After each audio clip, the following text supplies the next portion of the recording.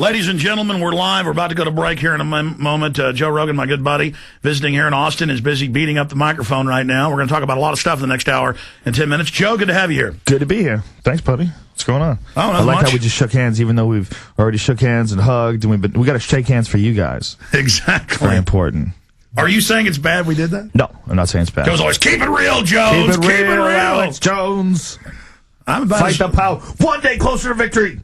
You know, Joe just can't believe I've actually really liked this. This is what I'm really like. Oh, I know. I believe you like this. I've known you for a long time now, man. You know, I was thinking, we met in 99, Yeah. so this is actually 10 years. You remember when I did my DVD that I filmed in Austin, The Belly of the Beast? You and I wore George W. Bush masks and Herbert Walker Bush masks. We did a little satanic dance to show that we were satanic, skull and bones. Yeah, we went running around the grounds of the state capitol building. And people thought we were nuts because we were. You know what was funny? That was put out on a DVD. I did it, and people found it and said, we found secret video of Alex and Joe, I'm not kidding, of Alex and Joe Rogan doing a satanic ceremony. And we're like, this is a spoof on them, on the Bushes. This is a public DVD sold in stores. But that's how the fake conspiracy theorists that discredit me, that's how they operate. How many fake conspiracy theorists do you believe are actually employed by the government to make conspiracy theorists look ridiculous? Like when you read about like a guy like William Cooper, like some of the stuff that he said, like about like he thought that Kennedy's driver shot Kennedy when it wasn't true. Yeah. But it's ridiculous. But it's like so crazy that everything else he says, you got to go, what? Well, I don't think he was an operative, but what I think is, I mean, he's just crazy. I mean, he's better compared to some. I mean, I have documents. I go off 99% of the time. I'm not even speculating. I'm going to make an Alex Jones T-shirt, and it's going to say underneath it, "I have documents." Whenever there's anything crazy, I have documents, ladies and gentlemen. I can show you right now. No, but let me answer your question, though. Okay. There are a few hundred cases going back into the 60s, especially with COINTELPRO, where they would have activists act crazy, say crazy things. Of course, right? I mean, it's an effective way to do it. I mean, if you look at like the way arguments progress on message boards, as soon as someone believes anything wacky... Well, now CENTCOM, now the military admits that they are on the web putting up. I read that. I read that recently. You have the documents. I have the documents.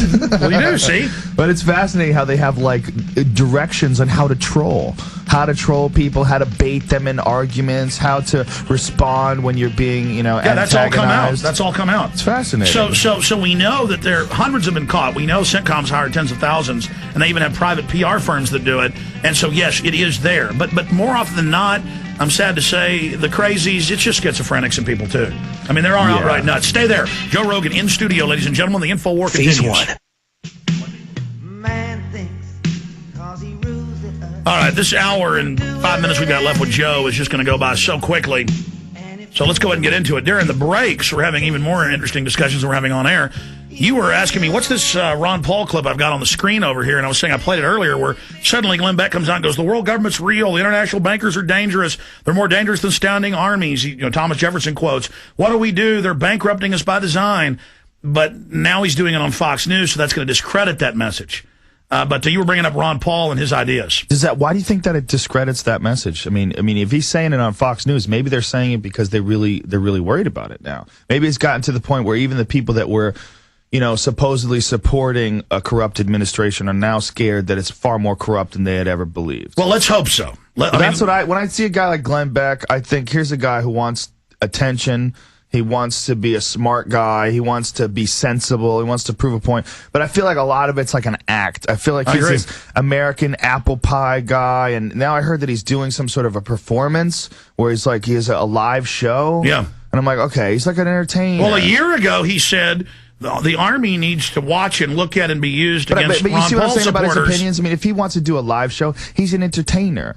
That's really, no news person does a live show. They don't even think about that. So what validates his opinions? Maybe he is a guy that was on the side of it because he thought that it was the right thing to do. Or maybe he's mixing in real issues, but then sandwiching it with more government propaganda, which he's doing. That could be. It could be that he's, this is the new stance, at Fox News, is they always need an army or they always need an enemy. And so now if the enemy isn't the liberals, maybe if the liberals are in charge and they've decided to work with them, now, the idea is that we're supposed to be afraid of the international banks. But it is the international banks that orchestrated the collapse. I have the documents, as they say. Right. And you believe that it was orchestrated, or do you believe that it was orchestrated and fell apart because of just human nature and greed and the fact that these people were willing to take these crazy loans that they couldn't pay off and houses that they couldn't afford, and that bankers knew that these houses were just never going to just continue to appreciate. They were completely overinflated. You think it's a little bit of both, maybe? It is a little bit of both, because in the lending changes they made in the mid and late 90s, that allowed sub-brokerage and banks to run scams, and that did happen. But the large central banks, we have their own policy papers, and when I went and infiltrated Bilderberg 3 years ago, and it's in my film Endgame, out for a year and a half, I said they're going to pop the subprime mortgage, create an international banking crisis, and then propose a world bank that you'll pay carbon taxes to, and that was now in Newsweek 2 weeks ago. If that happens, what happens to all the money in America? What's the thought behind that? Like, everybody who has $1 million all of a sudden has a zero, and we all start at scratch? And then the elite have transferred the assets while they still have value into tangible, hard resources like and infrastructure. Gold and oil and stuff like that. Now, so is that the thought behind it? That they're just going to cancel out all the money? That they're going to completely implode the dollar? What they're going to do is have a world banking system that's already there but go public that will set the currency values and that will control the major Western governments. So you'll already have a world currency, but you'll still have your local unit. Kind of like Sports Illustrated's in 15 different regions or whatever, but it's still Sports Illustrated. So you'll still have a dollar, you'll still have a peso, you'll still have a pound, you'll still have a euro, but it's all going to be devalued simultaneously. Now, okay, here's the question. Is there a way to stop anything like, if this is all real, if this is really what's going to happen, is there a way to stop it, or at this point in time, should it be stopped? I mean, what do you think should happen? Oh, it's probably going to fail. Even the bankers are saying in their own policy reports that are public that this is going to be a hard sell. So we're going into one hell of a fight, because these guys won't give us quarter. I mean, they're not going to stop. Well, why? So the bankers are saying that they're not going to be able to pull it off. They're saying it's very hard for them. But now, since they built the crisis, and they're saying they have to do it or it will all fall apart.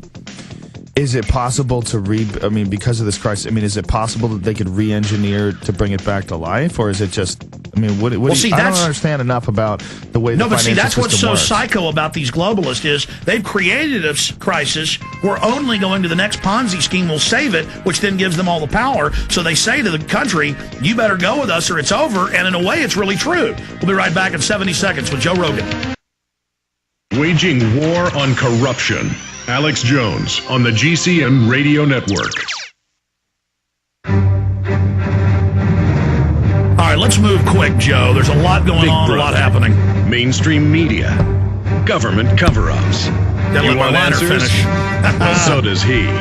He's Alex Jones on the GCN Radio Network. And now, live from Austin, Texas. Yeah, it's on PrisonPlanet.tv live. Here we go. Okay. Yeah, Joe, this is streaming out on PrisonPlanet.tv. Then it gets ripped all over the four corners of the web, and it's also then simulcasting on the radio. You got a serious setup here, sir. That's pretty good. Thank you for liking it, though. Pretty sporty. Kubrick films playing in the background. It's kind of creepy. Well, the real world is creepy, as you know. The real world is creepy. Very, very, very creepy. Let's get into, first up, before we get into Ron Paul, what's some of the latest stuff you're working on? I mean, you're the top host, one of the founding hosts. Well, I know that when people ever talk about the host, they talk about you with Ultimate Fighting, becoming an international super craze, just getting bigger and bigger. You've done all these big TV shows. You just did another big TV show. You're doing the comedian stuff. Tell us what Joe Rogan's up to these days. Well, primarily my job is always I'm a stand-up comic. That's really what I do. Everything else, I kind of do for money. The UFC is... my big gig, and that's just an awesome job. I just love doing that. Love doing commentary. I'm a huge fan of the sport. And then I do little things on the side sometimes. Like, I just did this thing for CBS called Game Show in My Head. It's like a hidden camera comedy game show. We did 8 of them, and they're airing all throughout January. It's actually pretty funny. It's a hidden camera comedy game show where they have to do these crazy things. They have a earpiece in, and I'm talking to them, and there's hidden cameras everywhere. So, but I think we did 8 of those, so I think it's done at the end of this month. But I remember you saying that about Fear Factor. You go, oh, I did this. I don't even really want to do it. I'm just doing a lot of things. I don't think this is going to go. That's what I thought. When I was first doing it, I was like, this thing's so stupid. How is this going to last? It lasted for 6 years, you know? I mean, shows like that are, you know, if you have a skill, if you're a good host, if you know how to host those shows, they're fun to do. They're easy. Well, you did Mad TV, too? I didn't. I just did a guest appearance on Mad TV. But then also News Radio? Yeah, News Radio. What was your favorite? What was your favorite show you've ever done? News Radio was the most